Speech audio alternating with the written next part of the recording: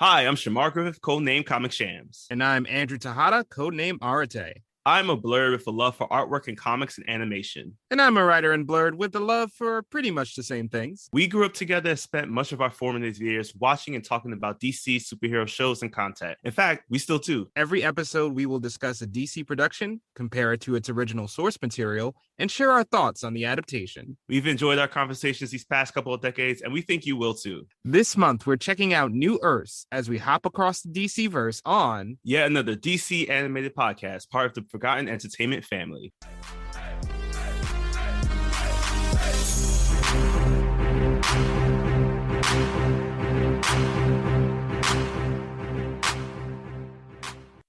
Welcome to yet another episode, yet another DC animated podcast. My name is Chamar Griffith, codename Comic Shams. And I am Andrew Tejada, codename Arate. Andrew and I have known each other since 1996. That was the year X-Men versus Street Fighter came out on PlayStation, Sega Saturn, and arcade cabinets. Oh my gosh, is this like a precursor to Marvel versus Capcom in some weird way? Or they were like, we can't use too many characters. I think they say this is the first one in their Versus series, and they were just like dipping their toes in it. So wait, they've been fighting this long? I feel like I have Marvel versus Capcom Infinite. They just been fighting this whole time. Not well, the X-Men got kicked out of that game, so like, oh yeah, that's true. Got destroyed like the Illuminati. Oops, spoilers. Sorry, guys. But it works twice though, because especially for today's episode, as you know, all this talk about fighting games and everything brings us to one of the best fighting games ever created that was then turned into one of the most worst adapted animated films ever created, Injustice: Gods Among Us. At a runtime of 78 minutes, we have director Matt Peters as he attempts to turn this comic book into an animated feature-length film.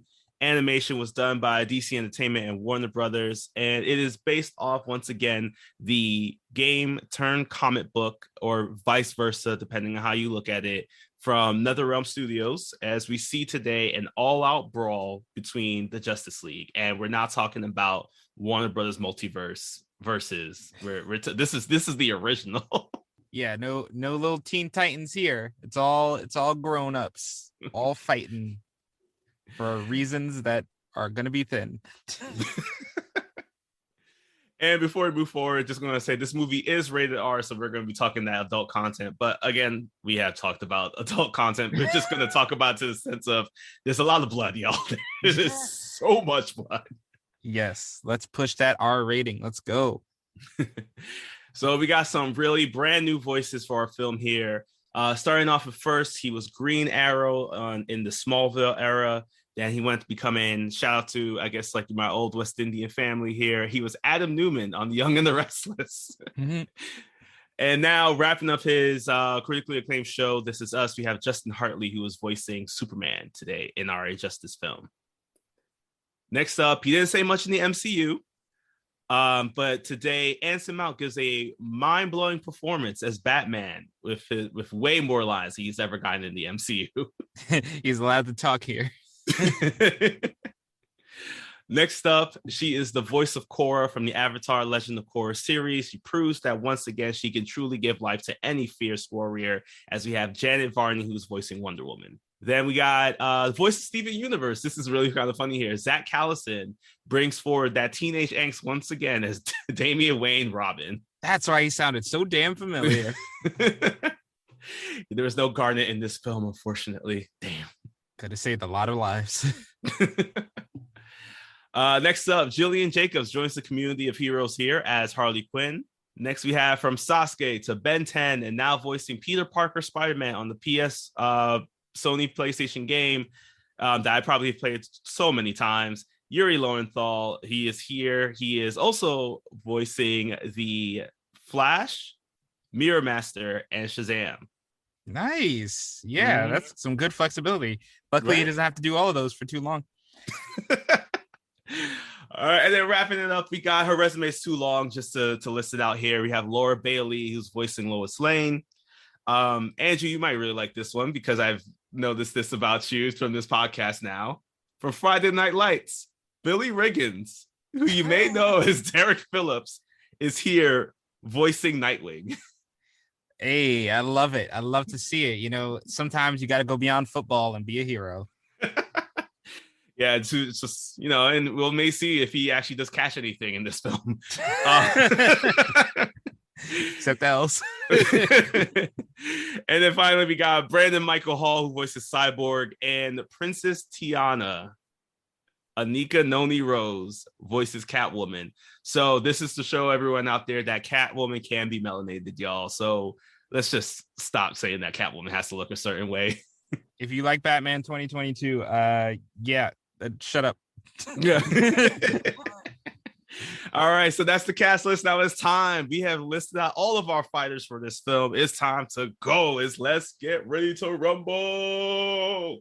And as you want any Injustice fighting game adaptation to begin, it starts in Superman and Lois's bedroom, where Superman reveals you don't need to spend money on pregnancy tests in his house because he can just X-ray into your stomach, which is okay for babies, I guess. That's like radiation. I don't know. But he realizes that Lois is pregnant, and we get our first bad line of dialogue. Don't worry, it won't be the last. They say, we're pregnant, and it's like, mostly you, but I helped from Superman. That's the Man of Steel. He's helping getting people pregnant. Mentioning he wants to go to high school in Smallville. Again, don't touch Superman and Lois. Don't bring that show in here. All right, leave that over there.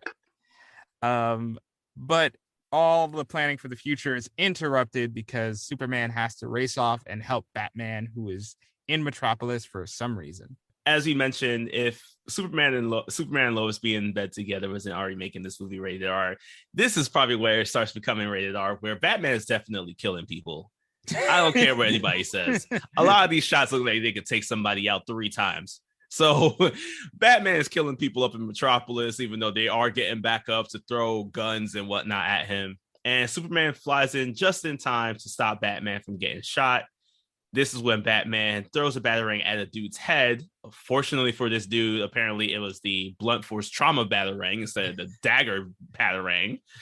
And this is now where Bruce and Clark get a chance to talk about the fact that Clark and Lois are having a kid, which, again, in another little spoiler funny scene, Batman reveals to Clark that he already knows because of the way that Superman is just looking. He has a stupid grin on his face and his hands are shaking more than when it did when he faced against Darkseid and Doomsday. Again, don't bring them into this. All right, leave them out.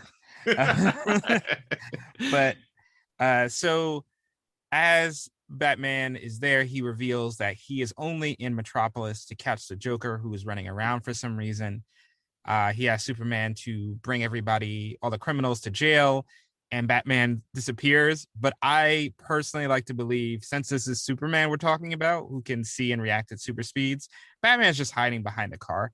Like, he's just hiding behind like a lead-lined car, and until Superman leaves, and then he can quietly come out. I'm pretty sure he just parks one there every single time he knows he's going to encounter the Superman in some way. Yeah, because there's no way you're getting away from him that fast. Come on, like you're not that good of a ninja. And right away we cut to another reason this movie is rated R, because Jimmy and Lois are at the docks. They're trying to follow something going on at the docks, some kind of crime in progress. And out of the blue, Jimmy Olsen is shot in the head with more disrespect than he was shot in Dawn of Justice in 2016. And Lois is hit on the head with by Harley Quinn's mallet, causing permanent brain damage. Not like it's going to matter for much longer, but Harley and Joker have captured Lois. They've killed Jimmy. And now Superman arrives on scene just to observe that he is too late. Also, I just want to say how fucked up this scene was, because Superman took Jimmy's watch. Oh, yeah. Like, what kind of crave robbing ass shit was that? Like, that hurt. And we are here dealing with Jimmy getting shot point blank in the face through a camera lens. Let that be known, through a camera lens. And Superman's just like, oh, you know what? This is a very nice watch with my insignia on it. Like, what? better give this to my side chick, you know. He doesn't wipe the blood off though. That's just... No, he doesn't. It never comes back though. The watch too. It doesn't. Such a weird detail in that scene. But Superman is now freaking out because he realizes that Lois is also gone. So he flies over to Star Labs where Batman's investigating. He sees that Joker has already hit Star Labs. He has killed somebody there. And he finds out that Star Labs has been working with some kryptonite. And I do love this one little piece of dialogue that does come up, because as Batman's interrogating the scientist is just like, we weren't trying to make a weapon to kill Superman. We were literally trying to see if it's an energy source or it could be used to cure diseases. And I was like, this is the first time I feel like we've ever gotten a moment where a scientist actually was trying to do some good with a lethal device. Yeah, usually it's like, oh, well, you know, just in case. Da-da-da. Right. But this time they're like, no, we were just like checking it out, seeing how it goes. So now they know kryptonite is in the air. Batman, I'll give this moment too, was nice, where Superman is like, Lois is missing, and Batman's like, yo, there's people. You cannot go around and saying stuff like that. So Superman and Batman race. And so that great moment is immediately, I started laughing because as Superman flies out, Batman just has to run out of the building. Yes. Bro, give Can Batman a lift. He is human. Like, you can cover ground when you're outside on his motorbike, but you were wasting precious minutes by making Batman run. And despite the entire Justice League being busy, you know, saving the world and stuff, Batman makes all of them come to Metropolis to try to find Lois at once, realizing Joker has her. And this is where we go to Flash entering the city, leading to one of my least favorite parts of this film. Yeah, so Flash ends up finding underground where Scarecrow is hiding. He finds that the Scarecrow apparently, I guess, must have worked with the Joker in some way, and the Joker now has access to kryptonite and the fear toxin that Scarecrow commonly makes. So at that moment, though, he notices that something's wrong with the air as we see the green smoke coming out. Now, I was watching this with my wife at the time, who has never seen this film and does not like DC stuff. I know this is really weird for me to say as a whole DC podcast host, to say my wife doesn't like DC stuff. She saw this and she was like, why is Flash still there? Like, you see the gas already. We all see the gas. Just leave. This is why y'all not going anywhere with your stuff. But I digress, because in that moment, Flash unfortunately gets hit by the fear toxin, and it distracts him enough just in time for a buzzsaw to come out and presumably decapitate him. Yeah, so 2 questions about the scene. One, does Flash communicate that Scarecrow's fear toxin was out there before he dies? No. Okay, so I'll give the movie that, because that solves one question that comes up immediately. Also, this Flash death, doesn't happen in the source material of the video game. Flash, in fact, his whole morality, there's a very interesting theme of morality with Flash, and he's torn between 2 sides, ultimately choosing to do what's right.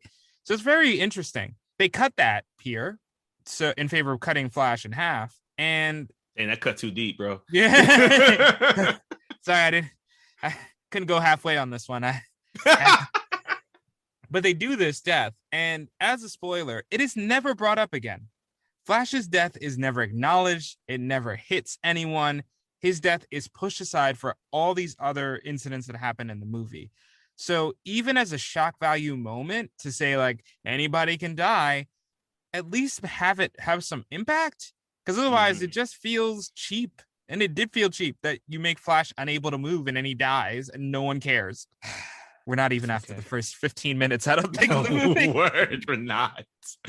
But so we're just gonna keep on going, because apparently we had to leave Flash behind, as we see now that Wonder Woman is interrogating some people. She finds out that Joker and Harley have stolen a submarine.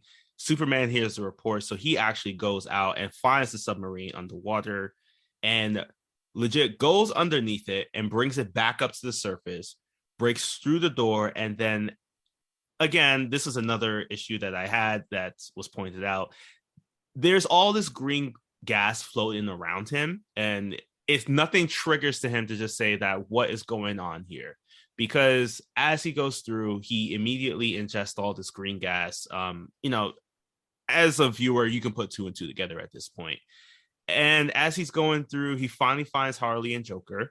They are standing over a body and they're both wearing gas masks. And I will say this one scene was really cool because they do animate it in a way where you show that the fear toxin is taking hold, where the person's face gets animated into a darkened, fiery skull. And I was like, for shock value, that was a perfect kind of like way to show the fear toxin taking hold. And it does for him as he's demanding for them to release Lois, or at least show him where she is. And as they move out the way, this is where we see a dark figure come out of the smoke and the cloud and the gas to just grow in size to produce our most jacked individual for today, Doomsday. Yep. And Superman, it's on site and he launches Doomsday into space immediately. As the other Justice Leaguers arrive on the scene of the submarine, Batman quickly deduces that if there's fear toxin and kryptonite in play, he tries to radio Superman to let him know whatever he's seeing is not real, which prompts the reveal that Lois is the Doomsday he was attacking. And he thought she was Doomsday the entire time. So she's floating in space, and as her heart stops, as he watches her heart stop for the last time, it triggers a bomb, which happens to be a nuclear explosion that destroys the city of Metropolis. So with Joker's plan here, the one thing I got to point out was he was planning to die, right? Mm-mm. Yeah, that's what I feel too, because that was after I had to watch this about 3 times actually to really truly understand what was the game plan here. But it leads into that interrogation scene afterwards in which he tells Batman that he wanted to finally get a win. He's been fighting against Batman every single time he loses. He goes back to Arkham. Batman breaks a tooth of his or something. And this time he wanted to, and I quote, play the game on easy mode for once. So it is weird that we decided to include Joker here because I feel like at times I'm trying to remember from the source material if he actually did have an escape plan, because I also feel like Harley wouldn't have just stayed as well. Yeah, from at least for the video game, it just starts with the interrogation. Mm-hmm. So it's implied he set this up, got away with it, and then got captured again. So yeah, they skipped that because here it's like the bad guys, the heroes are going to get punchy. I'm like, why are you worried about punches when a nuclear explosion is going to melt your face off in 2 seconds? Mm-hmm. I like the line is funny, but it's impractical completely. Like you had no backup plan. So as Batman is back in Arkham Asylum, the nicest Arkham Asylum I've ever seen. Oh my gosh, they had beautiful, like filtered water systems. Yeah, some Fresca in there probably. San Pellegrino. Yes, San Pellegrino. The good ones, the good flavors. Superman hands Lois's body to Wonder Woman and immediately flies off to confront the Joker. Respect to my man Hal Jordan. He tried to stop Superman. He tried. And you know what? That's points there, buddy.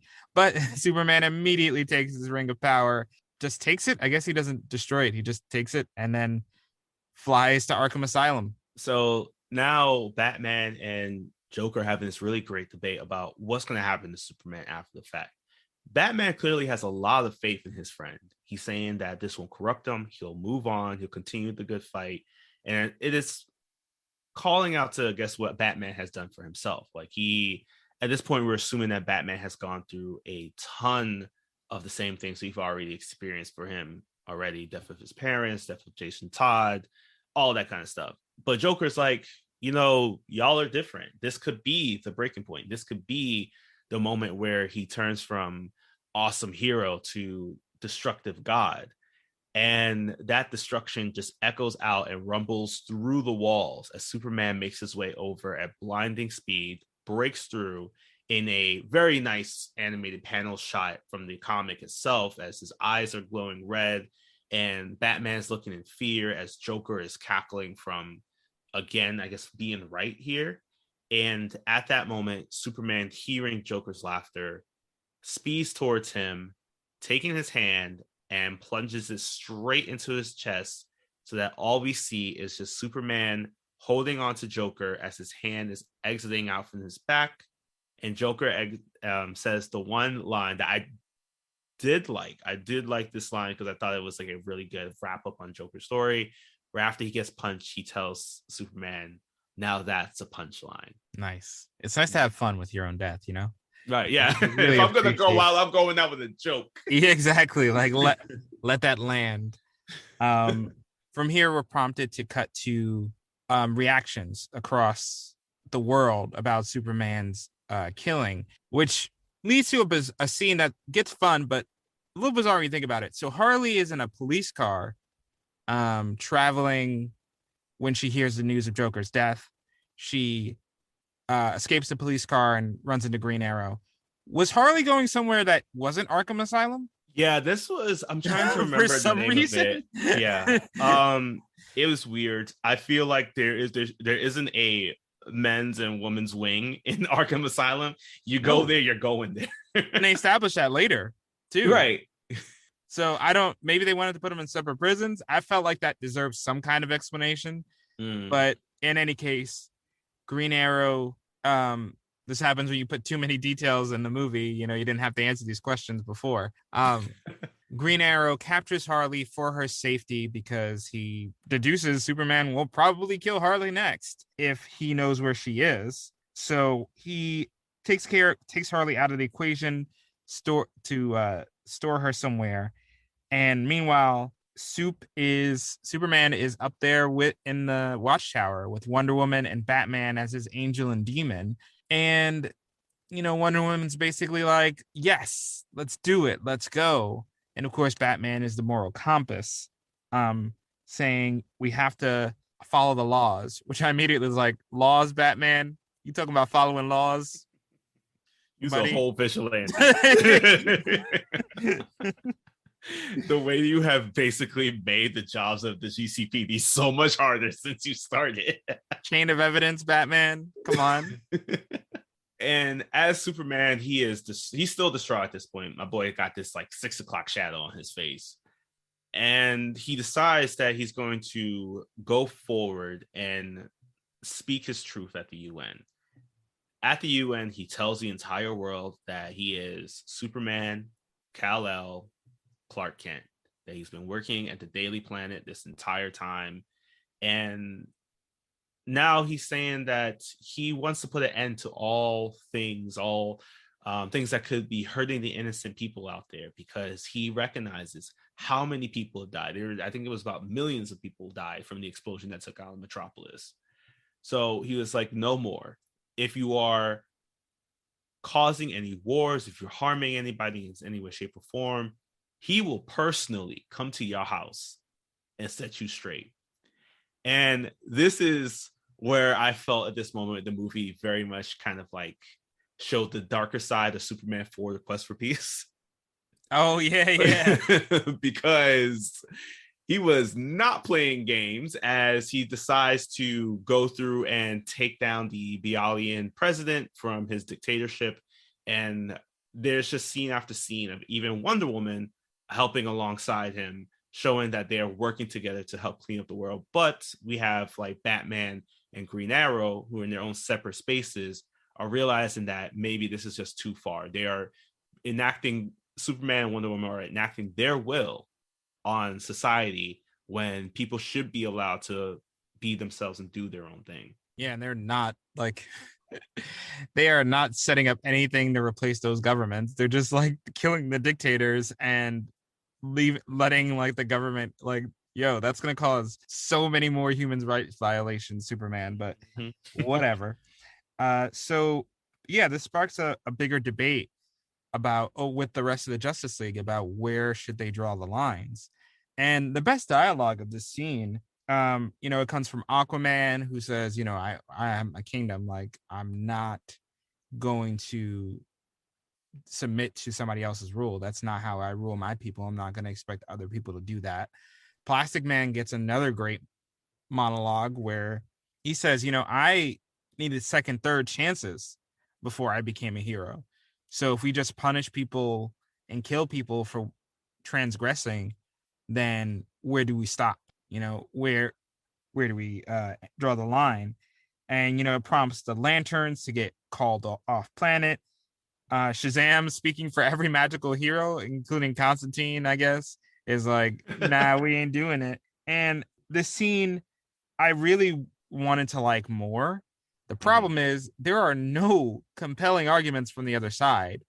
Not to say we support Superman's crusade, but for the stuff that happens later in this movie and the loyalists that stick with Superman, I didn't feel like we knew why any of them were doing it. Yeah, that is true. That is something that got cut out of a lot. There's a lot of great character development that we see in the source material that we lose because we had to condense this film into the hour and 18 minutes that they were trying to produce for it.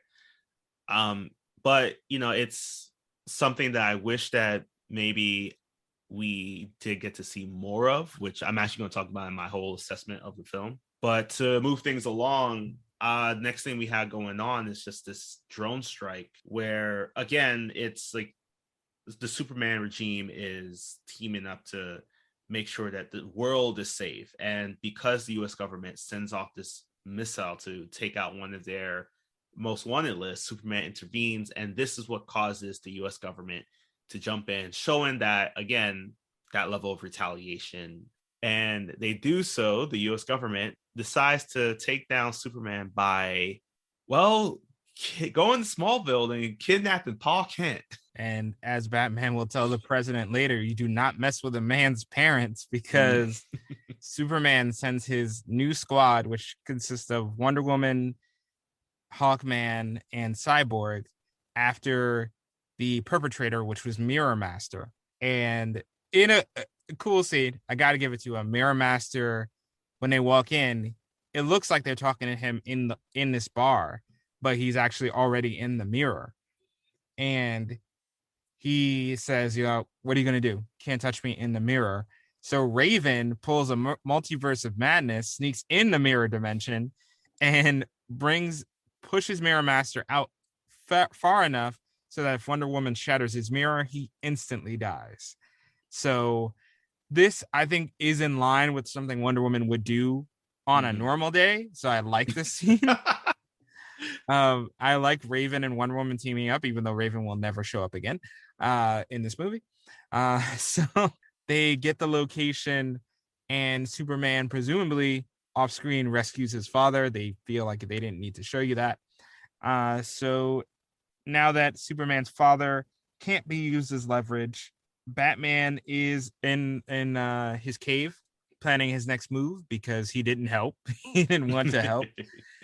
We get Damian and Nightwing fighting, and when Damian throws a Eskrima stick at Nightwing's head, Nightwing's like, I would have blocked it, and I insist he would not have. I don't know about you. Yeah, they said that he commonly blocks it or catches it, and I'm just like, that was real close, even by animation standards. That looked like he would at least been graced by that. But luckily for him, Superman enters into the Batcave at that moment, is able to catch it.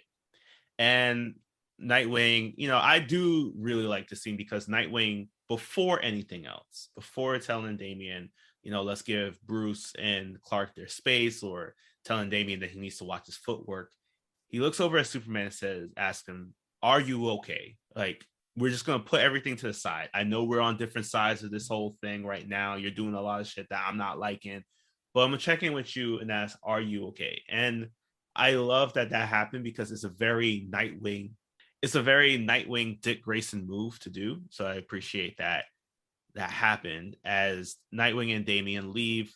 But before he does, Damian does turn back and says something that will cause a lot of tension moving forward between the Bat family. Yes. Damien's like, thank you. I wanted to do that for so long. All right, Jason. All right, little Jason. And Superman and Batman, again, they try to convince each other basically to stop the course, which Batman's course is to not help. Superman's course is to continue to wreck the world. And they are clearly, because Batman's out here punching Superman without no kryptonite, he's clearly not coming to any terms. So the world gets even crazier. We're hearing that Wonder Woman let hundreds die as a casualty in a battle. Harley is now over Joker's death, apparently, just scared of Superman elsewhere. And they find out that Superman is going to Arkham Asylum to do something to the prisoners. So as they're leaving the Bat Cave, I love this line. I can't hold. And like, oh my God, when Damien screams at Batman about like he should be more violent, he should be more brutal, and Batman and Nightwing go away. Nightwing is like, you got to give him some credit. You've had longer to indoctrinate me than you've had your own son. And I'm like, oh, Nightwing. Ooh, your therapy is working, bro.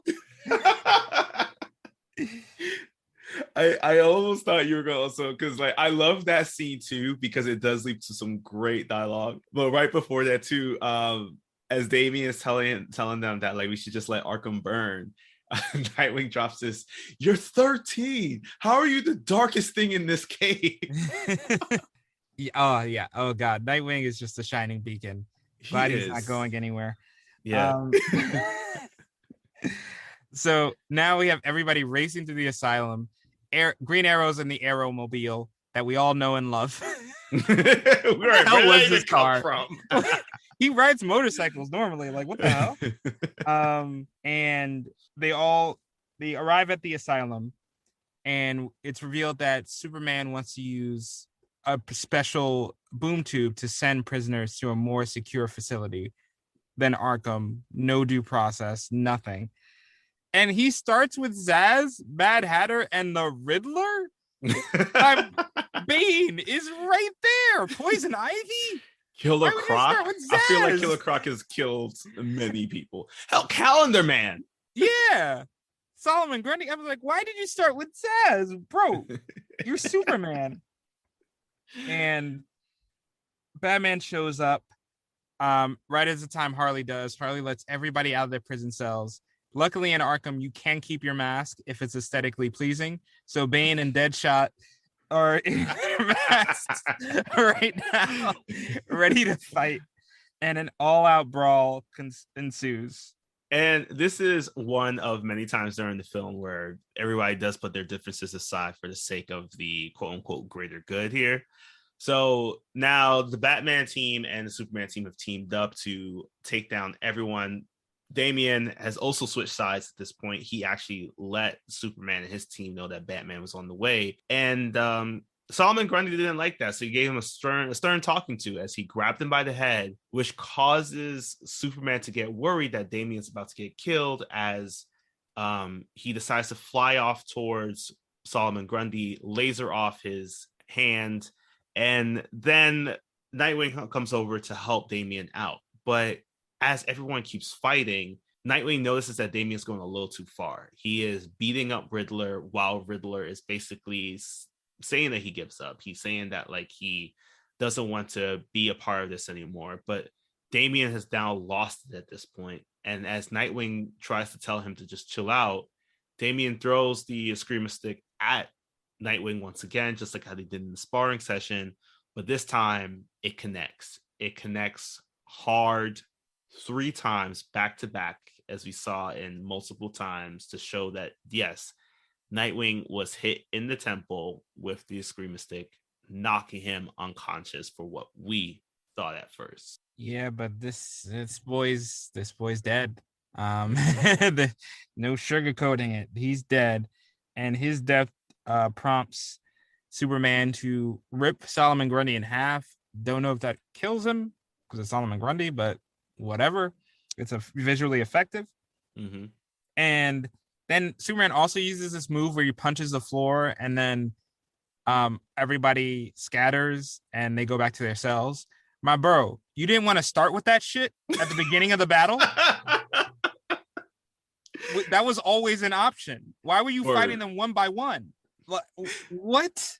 Anyway, in the aftermath of this battle, Damian just can't go back to Batman. So he decides to permanently align with Superman. Catwoman confronts Bruce. And we have a solemn 10-minute funeral for Nightwing. No, just kidding. Nightwing in the afterlife, his soul is contracted to become a ghost that can possess people on the mortal plane. He is renamed Deadwing and put into the rafters so he can ex machina the plot later. So, and that should have honestly been one of the last scenes in this film. But now we have a second part. As we head on over to now the part back where Superman is meeting with Damian. Damian is letting Superman know that like his father is too prepared. He needs allies.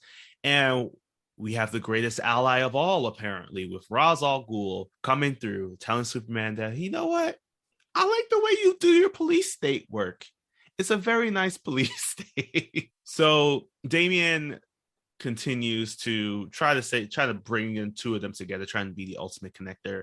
But Superman's just like, I know you. I know Ra's al Ghul. This dude has been trying to take over Gotham, destroy the world. So I'm not going to align myself with somebody who is like this. So he instead decides to align himself with another member of his regime at the time, Mr. Terrific, as he heads on up to the Watchtower, where Mr. Terrific is apparently making a map of the multiverse. We get a quick explanation again about the multiverse, how it's different Earths with different ideas and concepts and decisions being made.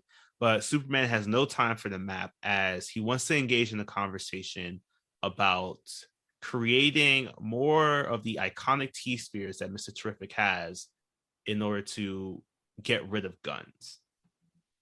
And this is by far the best dialogue exchange in the entire film. Yes, it truly is. Mr. Terrific and Superman are playing chess, and as Superman lays out he wants all guns extinguished, Mr. Terrific just goes traffic accidents, they kill this many people a year. Should we get rid of all cars? He keeps going and plays this logic game with Superman as he's winning the game of chess, culminating in the moment where Superman loses the game and says, "You're not going to help me." And Mr. Terrific goes, "No, sir, I am not." And I love this because Mr. Terrific is the third smartest character in the universe. And he never gets a chance to shine this much in a movie. Right. So I really appreciated them taking this moment. And also just say that so this was somebody I forgot to mention on our cast list. Edwin Hodge is the person who voices Mr. Terrific. You might have seen him on the Mayans or in the Purge series. But the most important thing is that he actually is the brother to Aldous Hodge. So who is going to be playing Hawkman soon at the time of this recording of the Black Adam movie. So this is a DC family. I'm really glad that we got Edwin Hodge to voice this and make that debate, especially because coming from a Black man to hear that debate happen with the most powerful being ever created in fictional world and comics. So it's just like to have that dialogue come from a Black man was, for me, just really kind of cool to see and empowering. Oh yeah. Yeah, I do love, don't get rid of him, not arguing for guns necessarily, but saying, the solution is not just taking away the guns. You need to do more than that. And that's not what you're intending to do. So since we have some brilliant, subtle commentary, it's time to go back to the silly action. And so Batman comes up with a plan to steal a red sun cannon from the Fortress of Solitude with a bunch of heroes. Upon arriving there, they find that Superman's dad is there, and immediately Batman is like, abort, abort, abort. We do not want to even risk this because it looks like we're coming for Superman's parents. And Superman shows up. Is it Adam? Is there Adam and Captain Adam? Yeah, it was so freaking confusing when I Okay, I realized was that. like, why did they do this? So comic books. So Superman has Captain Adam just limp. Like Captain Adam thought he could take Superman. He clearly could not. And as Batman's most gangster backup plan ever, he has the Atom shrink down into Superman's brain, holding a tiny sliver of kryptonite, saying, if you move, you can't do anything right now. We got the kryptonite in your brain. I'm like, all right, this is the kind of contingency plans I like to see. And it looks like the heroes are going to get away with everything. Unfortunately, Ra's al Ghul shows up with gas that solves the situation instantly that he knew he should have for some reason and frees Superman from his constraints. And also kills the Atom. Oh yeah, that's it. Yeah, again, they did not care about anybody's deaths in this film. So this causes Superman now to align himself with Ra's al Ghul. And Green Arrow, I gotta give it to this boy. He was putting in work because he is shooting all of the League of Assassin members that joined along with Ra's al Ghul. He's taking them out, and now he comes face to face with Superman while he's holding a kryptonite arrow, and he's telling him, don't do it. Let us go. We will, and I won't shoot you. But Superman is not having it as he leans forward. This causes Green Arrow to actually shoot the arrow. But Superman, upon deflecting it, sends it right into the chest of his father. And his father is basically dying right in front of his eyes as Batman's team is collecting themselves, saying that we need to get out of here. But we do lose somebody along the way, as Superman sees Green Arrow once again, and Green Arrow is apologizing profusely about what happened, but Superman decides, I'm just going to laser heat vision him right in the face, killing him instantly. And it's a shame that Superman is not allied with somebody who could bring the dead back to life. Otherwise, his father could still be living. Yeah. Ra's has a Lazarus pit, and I forgot about that. It's mentioned later. We see it later, but he never offers to revive Superman's dad, which I'm like, Ra's al Ghul's an asshole. He's a whole asshole. And that could have been interesting to see, like him indebted to Superman, indebted to Ra's al Ghul, like do that instead of just like, let's ally together because I'm mad. That could have been interesting. But anyway, we got to move right along. Superman, in the wake of losing his dad, his human connection to the world, he now is going further than he ever has at a rave where a bunch of Joker followers are there commiserating. Superman yeets all of him with the laser beams, like that dream sequence in The Boys where Homelander just takes out a crowd. It's like that for real. And now Batman is more desperate than ever. So he assembles who's left. He's got Catwoman. He's got himself, Harley. And he reveals that they need to break into a prison to get Mr. Terrific in order to turn the tables on Superman. And they're like, who can break? There's only one person that can break into the prison. And who can do that? Plastic Man, which it's revealed Harley was sitting on the entire time. Let's not ask what part of Plastic Man she was sitting on the entire time. And get on rated R. Rated R. Mad creepy. But yeah, this leads us into the prison sequence. Prison break without our boys. Give me Leonard Snart and Mick Rory any day of the week. I'm forgetting their real names now, but I love that the two of them are always together. Anyway, we are in the Mariana Trench where Plastic Man has made his way into. I do love this prison break scene so much because we see the full extent of Plastic Man's powers. As he's entering the jail cell, Cyborg immediately catches him. And Cyborg's like, you know what? You're not going to be able to break in. So he uses his hand. Plastic Man uses his hand to turn it into a key to get Mr. Terrific out. And at that moment, he pulls out the key, hand to show that he used his middle finger as the key. And I love that scene so much. Yeah. He's great. So now Plastic Man and Mr. Terrific are trying to escape. And there's just like an all-out battle happening because at that moment the guards show up. Unfortunately for them, our new kind of old hero Deadwing has appeared to help out in any way, shape, or form. And Mr. Terrific is saying we need to shoot the glass in order to make that distraction so we can all get out.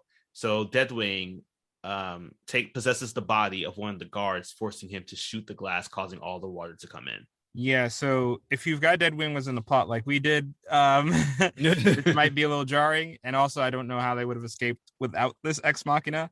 But they get out, and now, meanwhile, Superman and Roz continue their partnership, and Roz reveals that he has this new Amazo robot. I think what's implied, I'm going to have to fill in the blanks because I don't want to be mad about this. I just want to fill in the blanks. I assume Roz needed Superman in proximity to program the Amazo robot. They don't say that, but I think that's why Roz needed Superman, because otherwise he could have done this Amazo robot thing at any time, at any time. But yeah, I'm just gonna. I can't get mad about it. I just want to get through it. So immediately it becomes clear that this Amazo is not like the one in Red Hood that Batman dusted in approximately 4 seconds, because once it goes berserk, this Amazo kills Hawkman. R.I.P. Hawkman. No lines, no body left. And tear Cyborg apart. It is up to the remaining heroes, Superman and Wonder Woman, to try to stop this out-of-control robot. And at the same time, Batman and his crew are flying in because they're also trying to work out their plan. So at that moment, Batman teams up with, I believe it's Harley is there as well, but he tells Mr. Terrific and Plastic Man that they need to go on to enact their actual plan, as we see that Mr. Terrific is assembling his Legos or Roblox that he's putting together right now, as Plastic Man is just frustrated over the fact that he can't join into the fight. But as the blocks come together, it turns into this portal that Mr. Terrific goes through, and Plastic Man has to stay there and watch and make sure to protect it, even though it gets like basically destroyed in like 2 seconds. Yeah, those Roblox are not stable. So now, after Plastic Man has to reassemble it, we get some really crazy fight scenes with Amazo versus the rest of the Justice League, or I don't really know what to call them because it's like Justice League A and Justice League B at this point. So, and it's really cool to see just like how Amazo's taking on all the abilities. He's using heat vision on Wonder Woman to the point where she is basically looking like she's about to burn to a crisp, but she stands strong. As Miss Plastic Man is just like, nope, this is it. We are done waiting on all this happening. So he joins into the fight, as we now cut back to the scene where in Nanda Parbat, Damian watches his grandfather watching the fight, realizing that he was played all along. So it's time for him to stop his grandfather. Yep, the climactic fight we've been building up all this movie. Damian versus Ra's al Ghul. And here's the thing about this fight. Damian can't do it. he can't win. So Deadwing possesses Damian's body and fights better with Damian inside Damian's body. All right. And ultimately, once Damian agrees to let Deadwing take charge, he knocks Ra's al Ghul out with a single kick. A kick, my dude. A kick knocks out Ra's al Ghul, one of the greatest hand-to-hand fighters on Earth. We only had 10 minutes left in the film. What else we were supposed to do? You're right about that. You are right about that. So after this ridiculously fight scene that made no sense, Mr. Terrific reveals that the Roblox machine took him to another Earth, and he brought back a little friend called Superman. And Superman this is a good Superman, clean, clear, lighter color uniform, and he tries to talk some sense into the twisted Clark we got to know. Doesn't work. So the two of them fight. Lighter Superman immediately fucks up the entire power grid and telephone poles of Smallville, and rips as he's during this battle. And as much as he tries, he just can't overcome the ferocity of evil Superman. Evil Superman does use the Injustice finisher. I'll give him that. I'll do. Yep. I liked it. And it looks like good Superman is going to lose, but then there's one more ace up their sleeve. Yes, this is pulled probably directly from the Justice League movie, as a pregnant Lois Lane comes out from the portal telling Superman that he needs to stop. At that moment, evil Superman, he realizes that Lois is there, so he goes up to her and realizes it's not his Lois. So when she replies that he's not her Clark, as we learn from her that on her Earth, Superman died while facing off against Brainiac. So they have more of a heart-to-heart, and this is when actually they do classify them, calls him Earth 22 Superman, is the Superman we've been dealing with this entire time. So as Earth 22 Superman hears these words from Lois again, he decides to give up. He decides to turn himself in, and then he says, "I deserve death," to which Batman says, "No, you deserve more." And I was like, dear Lord, Batman, what do you have planned? He clearly didn't learn the right lessons from this movie. So he says that Mr. Terrific and him have built a Red Sun prison. They'll let Superman out when he's needed. How you gonna put him back in there, bro? Right. Right. He has to go willingly. He has to. Yeah, like in Injustice, the original, they put him in there and it was clear they were leaving him in there because duh. So the movie ends with 3 bullet points I gotta hit and to wrap this up. Firstly, Batman and Catwoman have this climactic kiss because their romance has been so well built throughout this film. And the 2 scenes they previously appeared before this together, great.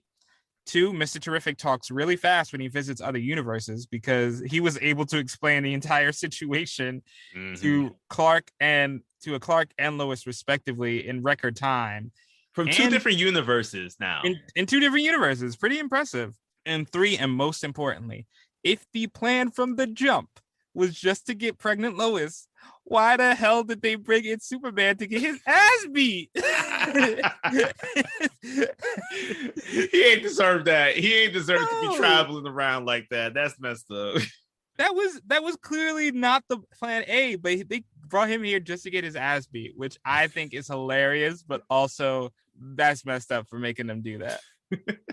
So before we talk about how we're going to rate this film, here's a brief word from one of our members of our Forgotten Entertainment family about a podcast you should be listening to. Do you like beer? Do you like podcasts? Do you like beer podcasts? Then check out Crackin' One Open, a podcast about brews, news, and pop culture reviews. Every week, we crack open a new craft beer from breweries around the country. And sometimes the world. We'll talk about how it was made, what's in it, the history of the brew, and the brewery. Then we'll give our tasting notes, and while we're finishing up, we'll talk about some of the latest goings-on in the world of pop culture. So check out Crackin' One Open with Mike and Elise, part of the Forgotten Entertainment family. All right, so now that we have finished Injustice, Gods Among Us, the movie, I got no proper rating system to this. Hey, I'm going to suggest, out of how many Eskrima sticks thrown at your head to cause instant aneurysms out of 10 would you give this movie? Well, it'll be a 0 because I don't want any of it, but honestly, that might actually be the score of this movie.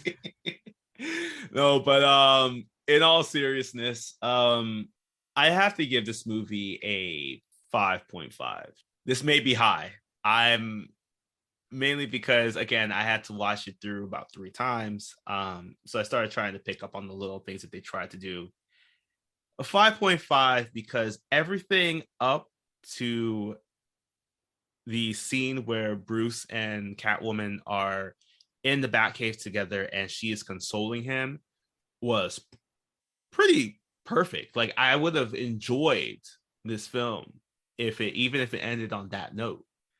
Or created a part 2 after that made more sense. But 5.5 because I like the animation on a lot of the scenes. The voice acting was great. There was something that I did not like though about Superman's and I'm not really too sure if it's the voice acting or if it's the animation that they did, because at times you can hear the voice of like his distraughtness over Lois dying and a couple other things, but his facial expressions didn't really match up to it for me. But everybody else was great voice acting. I thought it was some great dialogue. That chess match, the scene with Catwoman and Bruce where she's telling him that you don't need to be Batman, not for tonight. And how it even actually she even says that, like, you know, I will hold you together. It comes up again briefly in the relationship that seems to be forming between Superman and Wonder Woman. So I thought that was like a really cool comparison that they did there. But I'm giving it the 5.5 mainly because like that part was great, but everything after that was just complete and utter trash. It felt like we were just trying to wrap up something, even though we had plenty of time to do it properly. What about you? Where is this gonna land for you? Oh boy. I don't know where Wonder Woman Bloodlines is at, but oh yeah, actually, wait, I'm making a quick amendment. Whatever I gave Wonder Woman Bloodlines, please rate this movie lower. Exactly. So here's my thing. I'm going to give this a straight up 3. And if this is I'll say the same thing. If it's not as high as Wonder Woman Bloodlines, you can get a bump up for 1 point. We're grading it on the curve. Yeah, we're grading on a curve. So here's the thing. Here's what it boils down to. We brought up a lot of the issues during it about the plot points, about the characterization, about why we just don't get enough of why.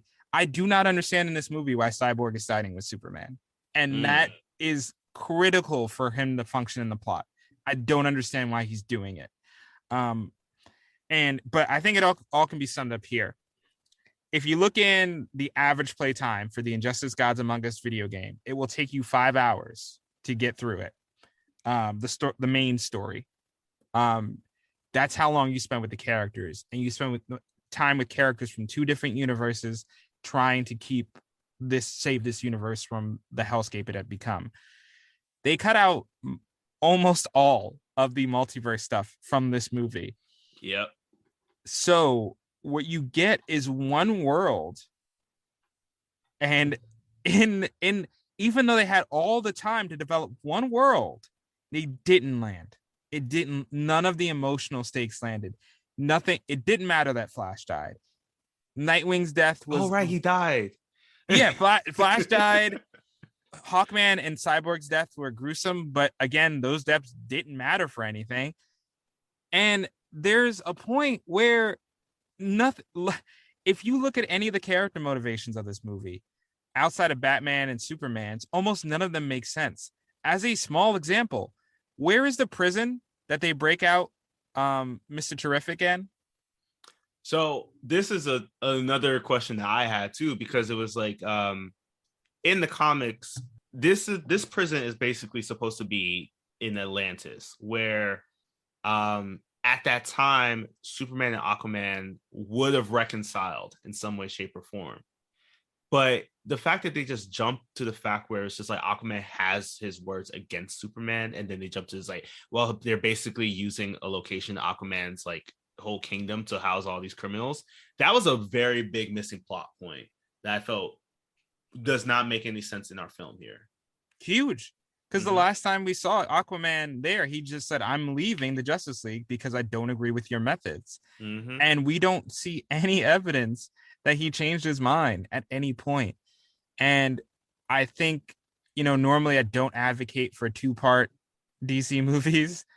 or any animated movies for that matter, unless it really warrants it. But here, it could have benefited from two parts because it felt like they cut out so much. Because I can even say Wonder Woman Bloodlines, for all its flaws, it tells a single coherent emotional story. I Yep. understand why a character becomes Silver Swan. I can tell you every member or every part of a character arc. Even now, I cannot do that for anybody in this movie except Batman. And even his motivations of like, I don't want a tyrant are pretty dumb. Like we get it, but could there be something more complex here? That's why it's a 3 out of 10. My RT alteration, there would be too many, but ultimately it comes down to this. The only one change I could think to make that might help the movie in its current form is Wonder Woman, Cyborg, Hawkman have to lose people in the Metropolis incident. They have to lose people.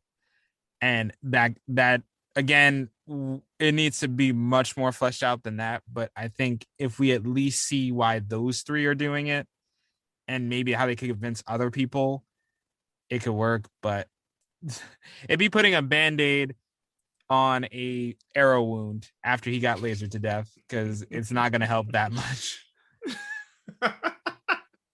Damn. It's like that meme with the flexi tape guy. It's just but it's a Band-Aid. Slap it on there. Yeah. You know what? Damn. I was being courteous with that 5.5, but man, I don't feel right with the saying 5.5. It irks me even saying it. I have to give this movie the 4 that I went in when I first watched this for the very first time when it had dropped in October of 2021. This movie is a strong 4. I tried to, and I think the reason why I had rounded up is because, going through the comics and reading the story again, I was just like, I see the vision. I see where you partially understood the assignment. So I can't give you a failing grade, but you earned the failing grade. Like, I never thought I said you've earned the failing grade in Justice.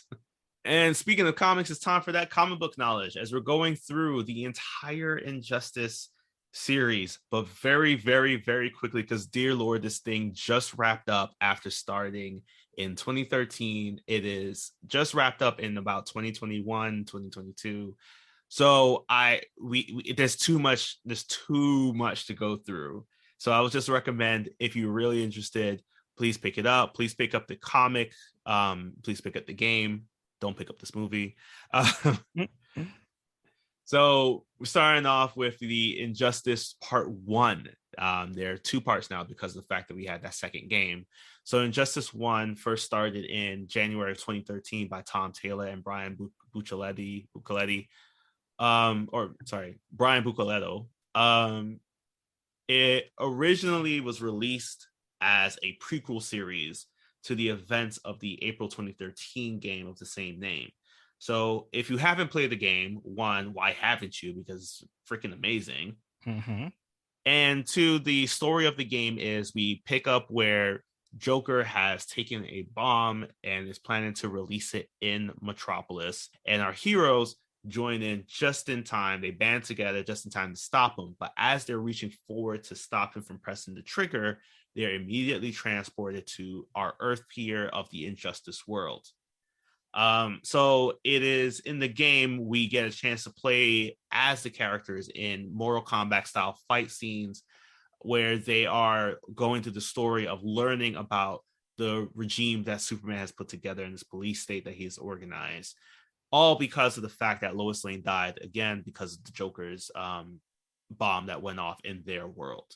This, again, started in 2013 and, again, just kind of wrapped up in terms of the Part 2. But Part 1 is a collection of 5 to 6 years of history going through every event that happened from the start of Lois Lane dying to the point where our Justice League of Earth 1 heroes are brought in to intervene with the events of the Superman regime in the fight against Batman.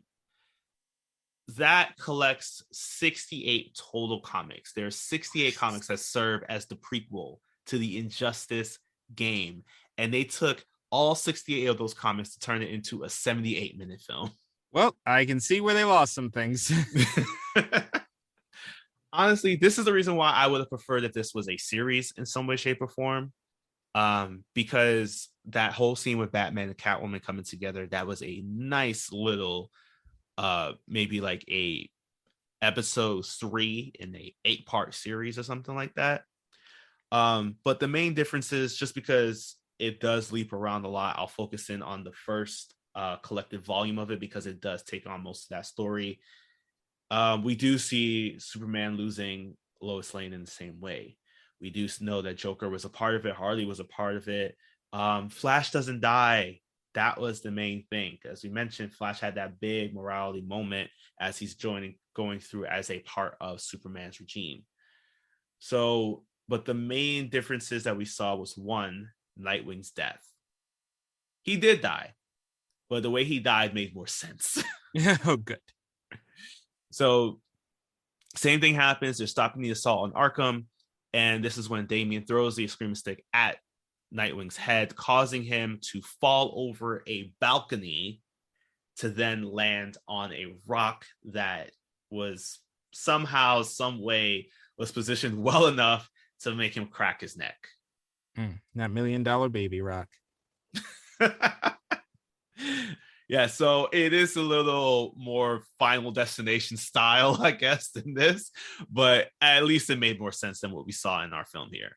As I mentioned, Flash is a big part of the story, and that helps to push along some of the conversations that happen in the comic. Flash is actually the one that has that conversation with Superman instead of Mr. Terrific. So mainly because Superman was just telling him that he needs to talk to someone who can talk and think as fast as him. There are actually several scenes in which Superman looks to Flash rather than Wonder Woman to be his sounding board. I think that one of the things that was common about the Wonder Woman thing was that Wonder Woman was kept pushing for Superman to be who she wanted him to be at that the way he was, like ending all wars, bringing forward peace, because that was her mission. That's her mission as Wonder Woman. We've learned about that through every single iteration of Wonder Woman we've seen so far. She's there to create peace amongst the world of man. But there are moments, even no matter how extreme she had to get, but Flash, being the moral person that he is, Superman went to him to even ask him one time for his consent to kill another set of beings when Darkseid, during the events of the Injustice War, decided to invade Earth, and Superman goes through at top speed to kill every single parademon. It's like billions of parademons around the world. He goes through at top speed to kill them all. But before he did that, he asked Flash if it's okay for him to kill him. Oh, well, that's nice. And yeah, I mean, dude, this is just adding this to the list of wild ass shit Superman has done in this comic, to be honest. There is another scene in which, this is why I wanted to have this at some point, but there's another war between Superman and Aquaman. Superman again was going through what he was doing. Aquaman decided that he didn't want to be a part of the Justice League, but he also knew that he had to stop Superman in some way. So Atlantis actually went to war with the land dwellers, and Superman, along with every singles of the strongest heroes that he can get, they went to Atlantis, picked it up from the bedrock from underneath this foundation, and took it to the Sahara Desert. That's savage. That's the most savage shit I ever heard Superman do. This caused Aquaman to be like, all right, it's cool, I understand. But he does share something with Wonder Woman that shows how far Wonder Woman was willing to go to be on Superman's side. He tells her that he understands the struggles of what it's like to have to be in control in this way, to lead in this way. And, like what Superman is doing, he can see that he's been hurt. So if Superman ever wants to talk about things, to learn about how to be a benevolent ruler, the door is open. And when Superman asked Wonder Woman, did Aquaman say anything? She says no. keeping that secret to herself the entire time. Again, there's like 5 years of history. There is a part where magic gets involved. There's a part where the Greek gods get involved. The multiverse stuff comes up pretty much later on. But one of the main things that does happen is by the second year of the entire war, we have 2 new characters come into play. Lex Luthor, who was found in a bunker underneath Metropolis. He was there for the entire first year of the Injustice War. And the two in this world, Superman and Lex are good friends. So Superman is able to save his buddy. He tells him everything that went down. And Lex decides he's going to join Superman just as a show of them being friends. But in actuality, Lex is being a double agent for the Batman regime as well. Classic Lex. And the other big change that happened here too was Superman's ally. Superman does team up with another person who has a great following, but it is not Ra's al Ghul. It is instead Sinestro. Sinestro comes through and he's just like, you know what? I want to team up with you because I like what you're doing. And that leads into Superman not really wanting to, at first, again, not team up with him, but events keep happening that forces Superman to join alongside Sinestro and his core. And that at one point leads to not only Hal Jordan becoming the Yellow Lantern like we saw in the game, but also Superman becoming the Yellow Lantern as well. They just do everything in this story, didn't they? Yup, they were like, you know what we haven't done? Throw it in. No idea is too small. Any ideas you wanted to create, because we're going to probably destroy this world anyway. But it lasted 6 years of this initial comic run, and then has the part 2 because we got the second video game. Fingers crossed we get a third video game, because the storyline itself is such a great story. Again, there's just so much more that happens, that more characters come into play and more characters get that character development.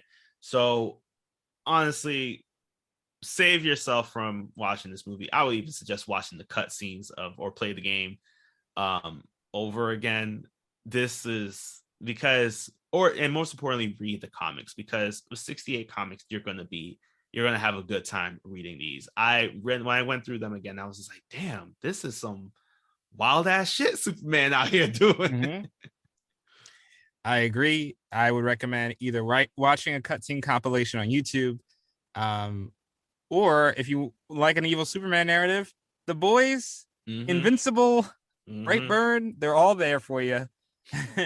And they all do it with clarity, and you understand motivations better than anything in this movie. So do one of those. Yeah, and Superman going evil is a common story actually in DC stuff. We actually have 2 episodes in Justice League. There's a whole bunch of other animated films, especially movies, that have already covered it. So save yourself from this one. There are better stories out there. Oh yeah. And don't worry, we're planning on ending our multiverse month with a bang, not a whimper. Next week we're gonna go to 2 Earths. That's right, more than one. 2 Earths, not just 1, 2. And we're looking forward to stepping away from the Injustice, because it's not one of those 2 Earths. Yeah, so get ready for Crisis on 2 Earths for next week. It is a very great story, comic book wise as well. So as you prepare for that one, remember to take care of yourselves, and remember that not everything needs to be adapted in any way, shape, or form. Please, if it ain't broke, don't fix it. And if Mr. Terrific tells you get in the multiversal portal, I need your help. Ask him if you're going to get your ass beat first. Now that we've finished talking about our DC animated content, here are some recommended readings for you. All these comics and more can be found at your local comic shop, so remember to venture out and support your part of the source wall. And tell them Andrew and Chamar sent you. For some more Superman Turns Evil content, we recommend checking out Injustice Gods Among Us, the video game. The 2013 video game that later released a sequel is great for anyone who loves the Mortal Kombat fighting style and an awesome campaign story. And if that's not enough for you, Injustice 1 and 2 has together released over 100 comics as companion pieces to the game. Another great addition is Justice League, the animated series A Better World. This 2-part episode from Season 2 that premiered in 2003 has an alternate universe Justice League enacting their will on Earth after Superman kills Lex Luthor. This all leads to a multiverse crossover battle with the true League members of the show when the Justice Lords realize that one Earth isn't enough. That's all for our list. Thank you for listening, and be sure to rate, review, and follow yet another DC animated podcast. Also, interact with us on social media for news on upcoming content. Take care, and we'll see you for the next issue.